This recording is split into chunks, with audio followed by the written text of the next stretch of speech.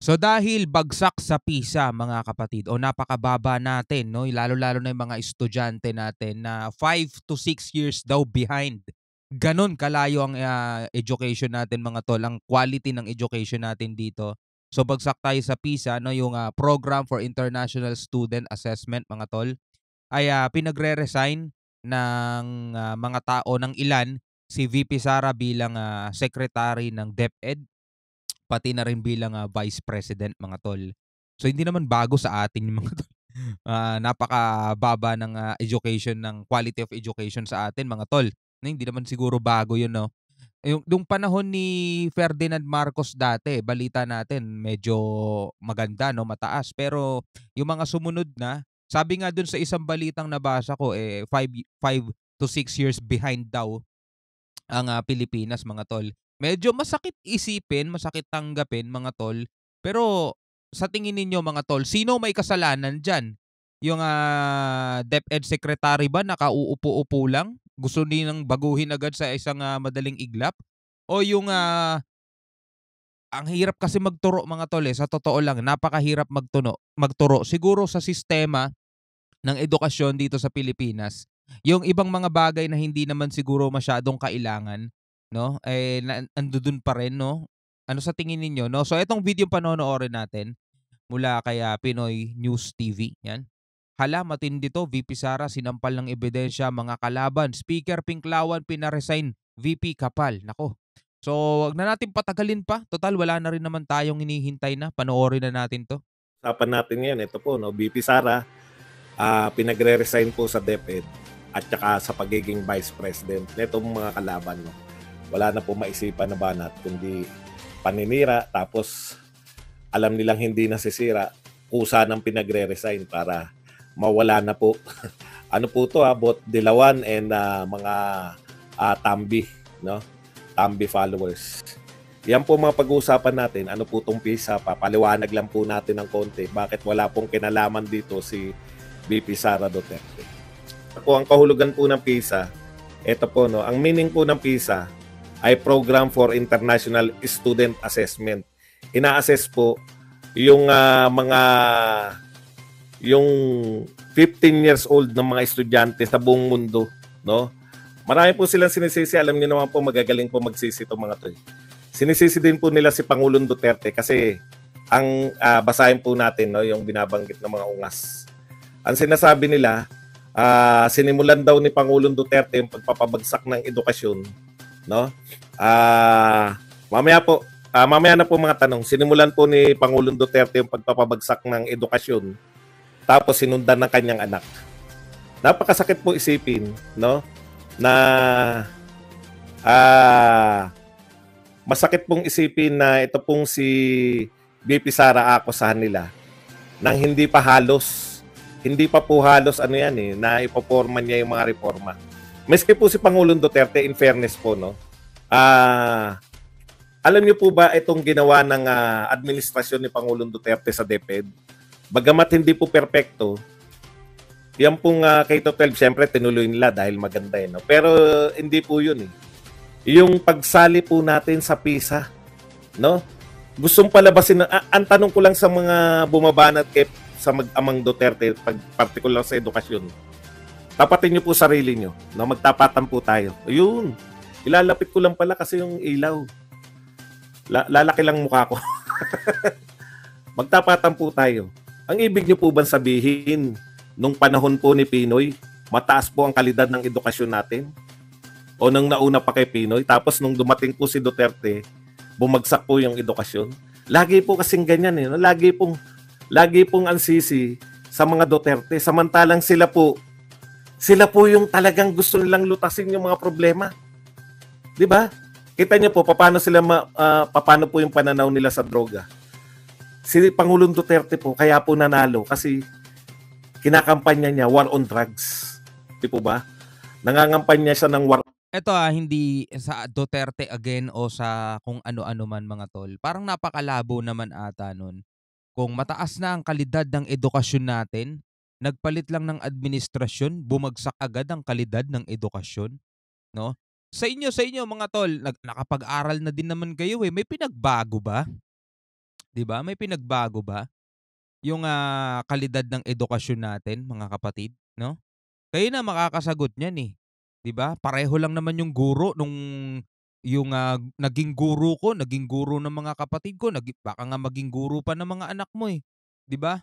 Iisa lang din naman yung mga guro na yun, eh, maliban na lang doon sa mga nagre-retire na talaga. 'Di ba? Yung mga kasangkapan, same pa rin naman dati, mga classroom, nabago lang yung building, napinturahan, bago yung mga desk, pero hindi kasi yun ang ano eh, pinag-uusapan diyan eh. Yung curriculum, 'di ba? Yung curricular sa ang daming mga curricular activity sa paaralan eh. Na ang tanong, magagamit ba talaga yon pagdating ng totoong tunay na buhay na maglalakbay ka sa mundo pagdating ng panahon, mga tol. Pero again, mabalik tayo rito, 'di ba? Yung mga tao kasi kadalasan talaga naghahanap lagi sila ng masisisi para maging magaan 'no sa dibdib nila yung mismong mga kakulangan din nila, 'no? Ang dami talagang sisi si ganito, sisi si gano'n, sisi si ganyan. Wag na tayo magsisihan, mga tol. Eh, gano'n talaga, eh, mga tol, eh. Meron akong naging classmate dati nung first year high school ako, sa private school pa 'yun, na robot pa nga magbasa, eh. Biruin mo first year high school na 'yun. Sino pa presidente nun? Si ERAP ata presidente nun, mga tol. 2001, mga ganyan. 'No? Kung titingnan mo, mga tol, 'no, dati pa man, magpahanggang ngayon, yung pa rin naman yung mga subject, eh, English, mathematics, 'di ba, science, history, araling panlipunan, gano'n at gano'n pa rin naman. Kailangan mo maging mataas sa lahat ng mga grade na 'yan. Kailangan mong isiksik sa ulo 'yan. Mas madali pa nga noon kasi walang ibang ano, eh, walang ibang mga nakaka-disturb 'no, sa pag-aaral ng mga estudyante kasi ang laro lang naman namin dati no'n text, basketball sa kanto, 'yun lang. Pero ngayon kasi may mga online games na, eh, lahat may mga cellphone, lahat may access na sa internet. So mas maraming istorbo 'no, sa mga pag-aaral ng estudyante, mga tol. Pero kayo na makakasagot, eh, 'di ba? Kayo na mismo makakasagot. Totoo ba na ibinagsak ng Duterte administration ang kalidad ng edukasyon sa Pilipinas? Ibig sabihin nung panahon ni Pinoy napakatatalino ng mga estudyante natin, mga tol? Well, comment kayo sa baba. On drugs. So, ibig sabihin, siya lang po yung tanging presidente na gustong labanan yung droga. Sa totoo lang po. Pero siya pa yung minasama kasi, okay, tayo nyo na, hindi niya naman natapos yung... alam niyo yun? Okay, sige po, mamaya po, Ma'am Terry, tatawagan ko po kayo. Sabi ko po, ito lang yung Pangulo na gusto nilang lutasin yung mga problema. Sila pa yung napupulaan. Pero yung mga nauna sa kanila, ayaw lumutas ng problema. Walang gustong lutasin. Hindi nag-conduct ng war on drugs. Kaya laganap yung droga ng panahon nila. Pagdating sa ganong problema, okay sa akin si Duterte. Pero yung problema natin sa China, hindi niya nalutas yun, mga tol. In fact, para sa akin, parang lumala pa eh. Parang lumala pa eh. Nasanay yung China na nandiyan sila lagi, walang umaano sa kanila, di ba? No? Matagal na nilang ginagawa yun. Pagdating doon sa puntong yun, medyo bagsak sa akin si Duterte, no? Lalo na ngayon nakikita natin may panibagong pambobomba na naman yung China, no? Mamaya talakayin natin yan sa ibang reaction video. May panibagong pambobomba na naman ng water cannon ng China, no, sa mga barko ng Pilipinas, mga tol. Mamaya bigyan natin ng reaction. So pagdating dun sa mga ganong usapan, medyo mahina si Duterte dun. Pero kung usapang war on drugs, 'di ba? Yung money in action, kamay na bakal, okay siya dun, mga tol. Approve sa akin 'yan. Balik tayo.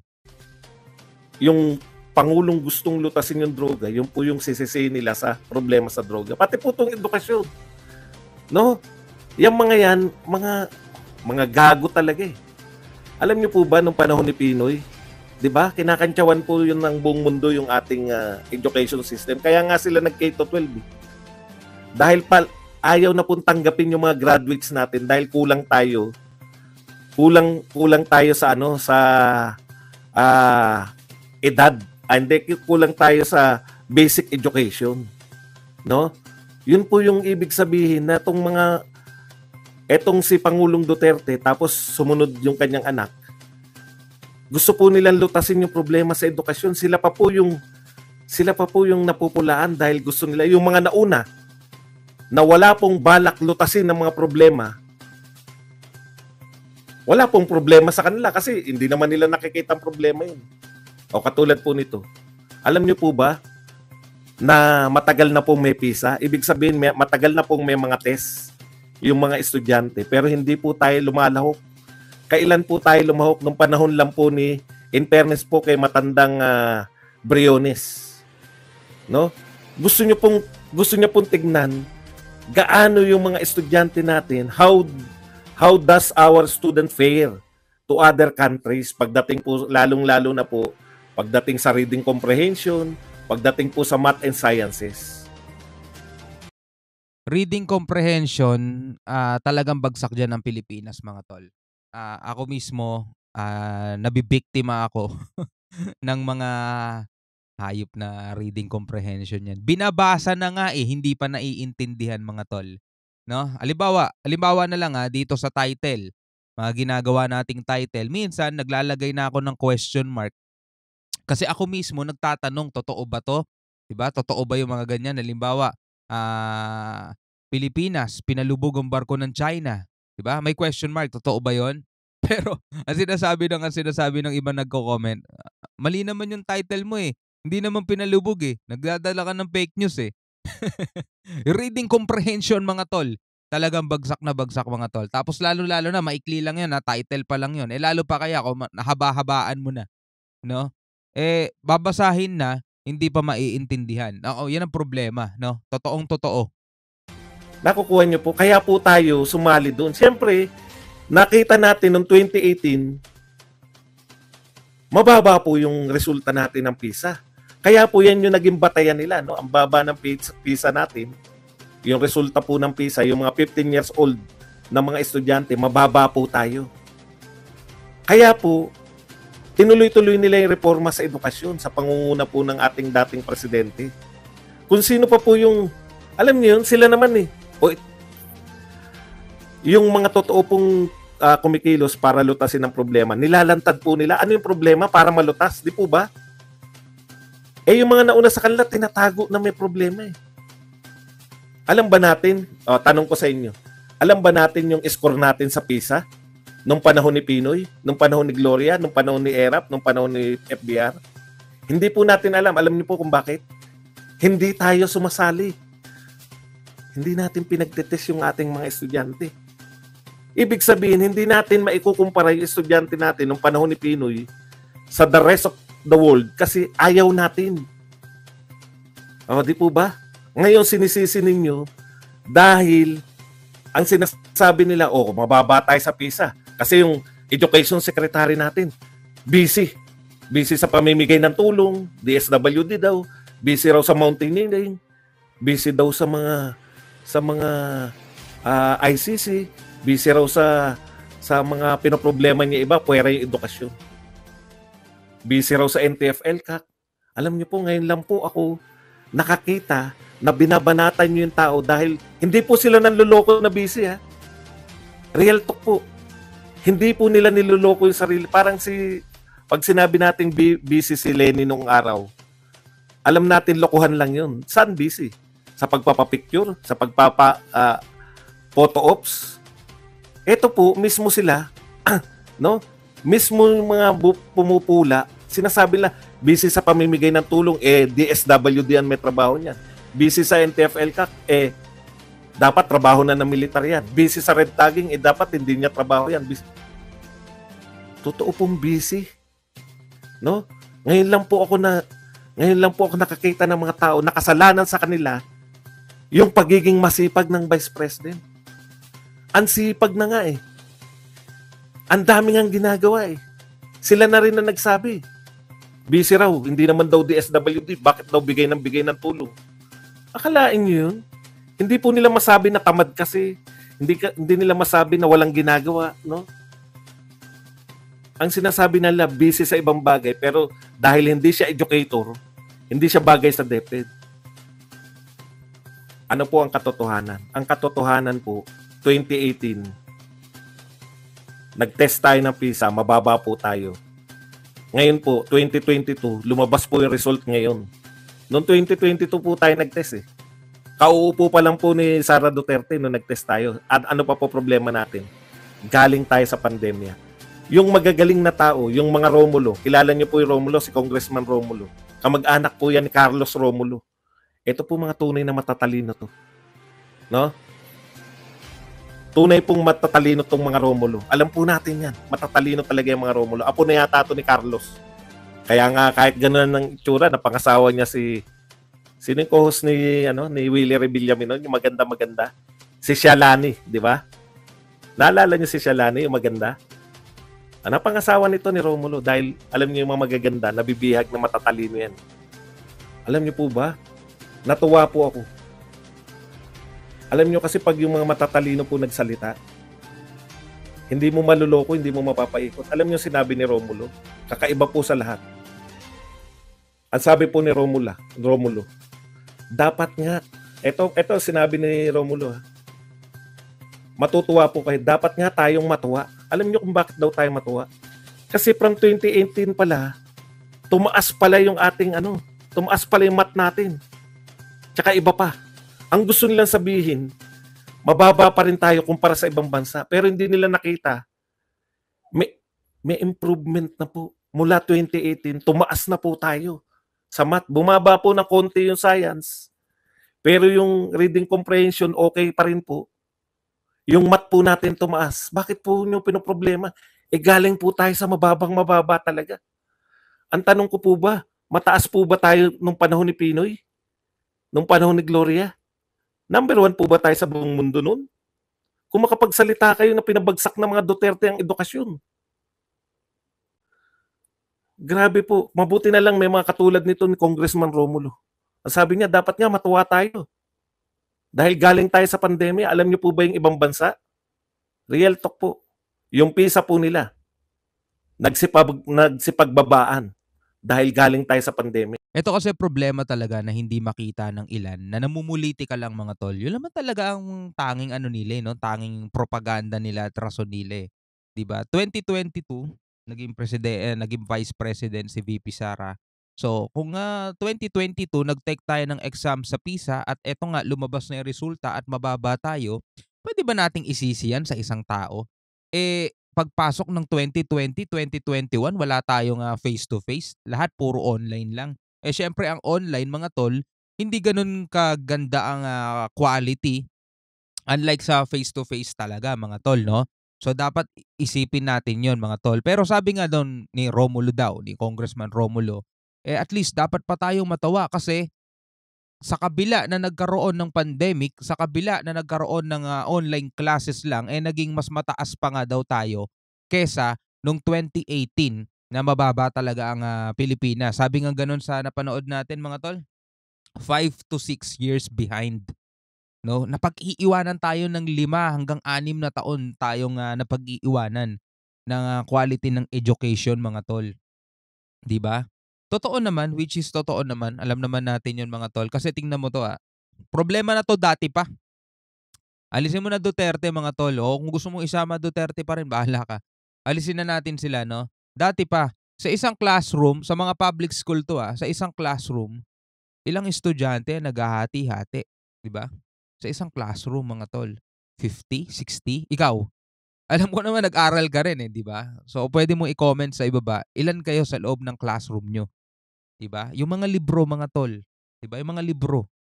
Minsan sa 2 bata, 1 libro lang o 3 bata o mas malala, 1 libro lang.